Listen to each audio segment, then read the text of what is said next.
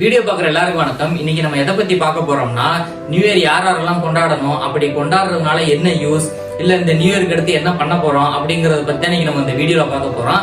வாங்க வீடியோக்குள்ள போலாம். அதுக்கு முன்னாடி நம்ம சேனலை சப்ஸ்கிரைப் பண்ணாதவங்க சப்ஸ்கிரைப் பண்ணிக்கோங்க. ஆக்சுவலா நியூ இயருங்கிறது என்னது, என்னைய பொறுத்த வரையும் எவ்ரி மினிட்டுமே புதுசு தான். அதனால நம்ம 1 இயருக்கு அப்புறம் தான் அந்த நாள் ஸ்பெஷலான நாள் அப்படிங்கிறது எதுவுமே கிடையாது.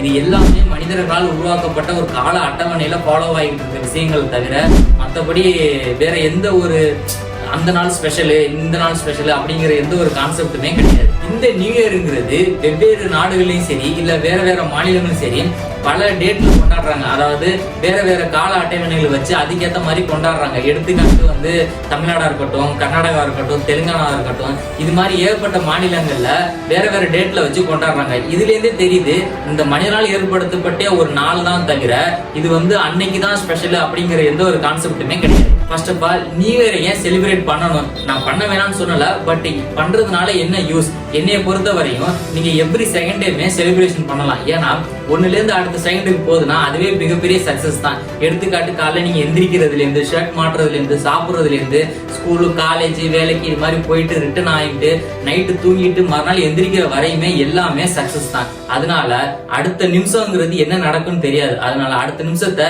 நம்ம என்ஜாய் பண்ணி செலிப்ரேட் பண்றது தான் கரெக்டே தவிர வேற இதுக்கு ஒரு காலங்கள் எடுத்துக்கணும், ஒரு 1 இயர் எடுத்துக்கணும். எந்த ஒரு முடிவு எடுத்தாலும் நான் அடுத்த வருஷம் தான் செய்வேன், நெக்ஸ்ட் நியூ இயர்ல தான் பண்ணுவேன் அப்படிங்கிற மைண்ட் செட்டை தயவு செஞ்சு தூக்கி போட்டுருங்க. அது மிகப்பெரிய ஆபத்தான ஒரு விஷயம். எனக்கு ஆரம்பத்துல இருந்து இப்ப வரையும் பிடிச்சிருக்க ஒரு கோட் என்னன்னு பாத்துக்கிட்டீங்கன்னா, don't wait a perfect moment, take a moment and make it perfect அப்படிதாங்க. இதுக்கு என்ன அர்த்தம்னா, எந்த ஒருத்தன் ஒரு செயலை செய்யறதுக்கு நல்ல நேரம் இந்த மாதிரி விஷயங்களை பார்த்துக்கிட்டு இருக்கானோ அவனுக்கு அந்த காரியம் சக்சஸே ஆகாது. ஆனா தான் செய்ய வேண்டிய காரியத்தை அன்னைக்கே எடுத்து செய்யறவனுக்கு தான் அது அந்த காரியம் நல்ல கடைசி வரைக்கும் கை கொடுக்கும். வரலாற்றுல யாருக்கு இடம் இருக்குன்னு பாத்தீங்கன்னா, ஜெயிச்சவனுக்கும் தோத்தவனுக்கும் மட்டும்தான் இடம் இருக்குமே தவிர வேடிக்கை செஞ்சவனுக்கும் விமர்சனம் செய்தவனுக்கும் கண்டிப்பா இடம் இருக்கவே இருக்காது.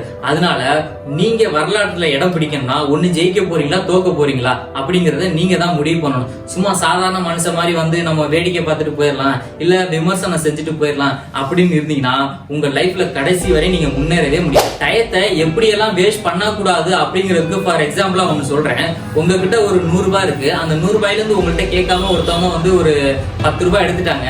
அப்ப உங்களுக்கு எவ்வளவு கோவம் வரும். அதே மாதிரி தான் லைஃபும் சரி. உங்களுக்கு மேக்சிமம் ஒரு 70 வருஷம் இருக்கு, நம்ம 70-80 வருஷம் வாழ போறோம் அப்படின்னா அதுல நீங்க 1 இயர் கிடையாது, 2 இயர் கிடையாது, ஒரு செகண்ட் கூட 1 மினிட் கூட நீங்க யாரும் வேஸ்ட் பண்ண விட்டுறக்கூடாது. அதாவது தேர்ட் பார்ட்டி உங்களோட டயத்தை வேஸ்ட் பண்ணுவாங்க, இல்ல உங்களுக்கே தெரியாம உங்களோட டயத்தை வேஸ்ட் பண்ணுவீங்க. அதெல்லாம் இன்னையோட அவாய்ட் பண்ணிட்டு இன்னுமே புதுசா ஸ்டார்ட் பண்ணுங்க. உங்களோட டயத்தையும் யாரும் வேஸ்ட் பண்ண விடாதீங்க, நீங்களும் உங்க டயத்தை வேஸ்ட் பண்ணாதீங்க. கொரோனாக்கு முன்னாடி தான் இந்த வேர்ல்டுல பாத்தீங்கன்னா மணி ஏர்ன் பண்றதுக்கும் சரி இல்ல ஒரு விஷயத்தை கொண்டு போறதுக்கும் சரி ரொம்ப சிரமமா இருந்தது. பட் கொரோனாக்கு அப்புறம் பாத்தீங்கன்னா நமக்கு நிறைய பிளாட்ஃபார்ம் வந்துருச்சு. அதாவது சோசியல் மீடியா இருக்கட்டும், இல்ல ஓன் முயற்சியில, அதாவது சொந்த முயற்சியில ஒரு எஃபோர்ட் போட்டு பண்ணாலுமே அது சக்சஸ்ல முடியும். ஏன்னா அவ்வளவு பிளாட்ஃபார்ம் வந்துருச்சு. இந்த 2025லயுமே நம்ம வீட்டுல இருந்துட்டு சும்மா வீடியோஸ் பார்த்துக்கிட்டு இது மாதிரி இருந்தோம்னா அது மிகப்பெரிய ஆபத்தை விளைவிக்கும். அதனால இதை இன்னையோட முடிச்சிருங்க. முடிச்சுட்டு நீங்க புதுசா ஸ்டார்ட் பண்ணுங்க.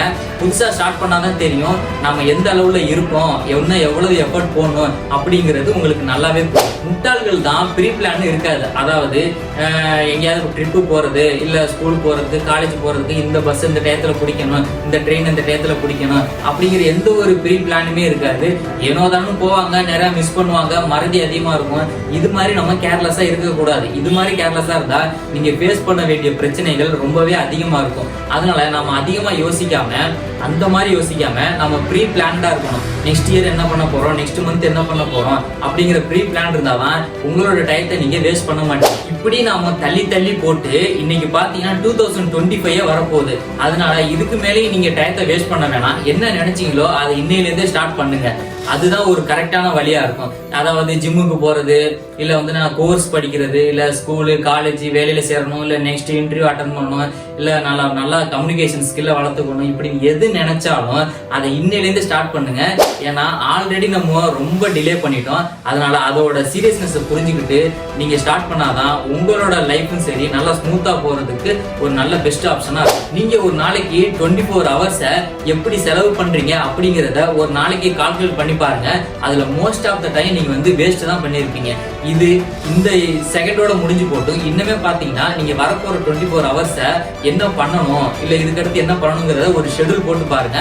ஒரு நாள் ஃபாலோ பண்றதுக்கு கஷ்டமா இருக்கும், 2 நாள் ஃபாலோ பண்றதுக்கு கஷ்டமா இருக்கும். பட் இதையே நீங்க ரெகுலரா பண்ணிக்கிறீங்கன்னா கண்டிப்பா உங்களுக்கு பழகிடும். அதுக்கப்புறம் அந்த ஹேபிட்ல இருந்து நீங்க வெளியிலே வர மாட்டீங்க. உங்களுக்கு சின்னதா ஒரு சின்ன டைம் வேஸ்ட் பண்ணா கூட உங்களுக்கு மனசு உறுத்த ஆரம்பிச்சிடும். அதனால எவ்வளவு ஈஸியா வந்து நல்ல விஷயங்கள், அதாவது ப்ரொடக்டிவிட்டியான விஷயங்களை, நம்ம லைஃபுக்கு தேவையான விஷயங்களை எப்படி செய்யலாம் அப்படிங்கிறத நீங்க செஞ்சு யோசிச்சு ஆழ்ந்து பாத்தீங்கன்னா அது உங்களுக்கே புரியும். நெக்ஸ்ட் வந்து இந்த 2024 டிசம்பர் மந்த் பாத்தீங்கன்னா உங்களுக்கு நிறைய மீம்ஸா இருக்கட்டும், அதாவது 2024 நாங்க இழக்க போறோம், இந்த வருஷத்துல என்னென்னலாம் நடந்துச்சு அப்படின்னு எல்லாரும் ஸ்டோரி வைப்பாங்க, ஸ்டேட்டஸ் வைப்பாங்க. பட் ஆனா அதெல்லாம் வச்சுட்டு அவங்க 2025 என்ன செய்யணும் அப்படிங்கறதே சுத்தமா மறந்துடுவாங்க.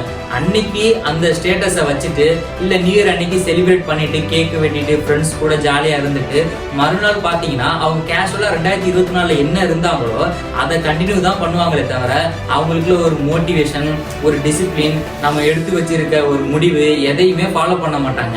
அதனால நான் என்ன சொல்றேன்னா, அந்த மாதிரி அதாவது முடிஞ்சு போன வருஷம் மாதிரி இல்லாம இந்த வருஷமாவது நம்ம நினைச்ச காரியங்களை செஞ்சே ஆகணும் அப்படிங்கிற குறிக்கோளோட இறங்குனீங்கன்னா கண்டிப்பா வெற்றி உங்களுக்கு.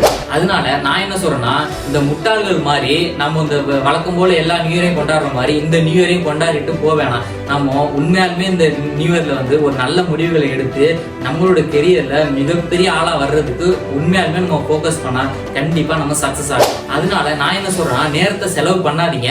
அப்படி செலவு பண்ணீங்கன்னா எதுக்காக யாருக்காக செலவு பண்றோங்கிறது உங்களுக்கு நல்லாவே தெரிஞ்சிருக்கும். இந்த வரப்போற 2025ல நீங்க ஒரு நல்ல முடிவை எடுத்து நல்ல ஒரு பிகினிங்கை ஸ்டார்ட் பண்ணுவீங்க அப்படிங்கறத நான் நம்புறேன். இந்த வீடியோ உங்களுக்கு மிகப்பெரிய மோட்டிவேஷன் இல்லைனாலும் ஏதோ ஒரு அளவுக்கு யோசிக்க வச்சிருக்கும் அப்படிங்கறத நான் நம்புறேன். அவ்வளவுதான், வீடியோட எண்டுக்கு வந்துட்டோம். வீடியோ பிடிச்சிருந்துச்சுன்னா லைக் அண்ட் ஷேர் பண்ணுங்க. மறக்காம நம்ம சேனலை சப்ஸ்கிரைப் பண்ணிக்கங்க.